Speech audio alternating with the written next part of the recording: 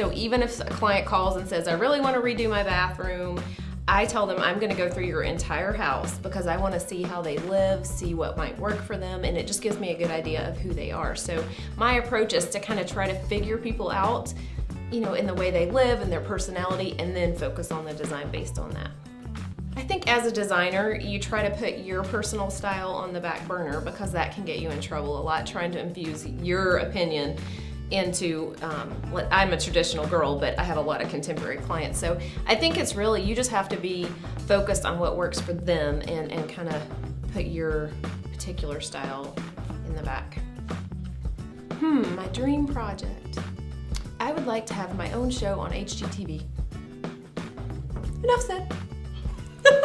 When you see somebody walk into a completed project and see the whole thing put together for the first time, the look on their face is, like, I would say that I won't accept payment because the look enough, you know, that's enough, but I'll accept payment. But it's just that look on their face when they're just like, oh my God, you did it. This is exactly what I wanted. There's just something so amazing about being able to put together a space for somebody and have them just feel hopeful and refreshed and happy in their space. And I think that's what continues to motivate me, is there's always a new client, there's always a new project on the horizon, so it's always something growing and evolving, and as styles change, I change, and so I think it just always is the next thing. A few years ago, I did think that I wanted to try to write something.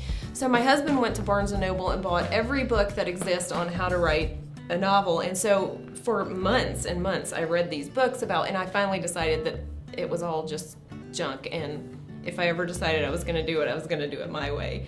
And of course I never did. But ironically, my little brother is a journalist, so there's gotta be a connection there somewhere. Amazing in every sense of the word. The friendships that I've made, the connections that I've made with the Kirkland's family, with the Red Pepper family, I couldn't have asked for any more. It was far and above what I expected it to be, and I couldn't be happier to be back for another year.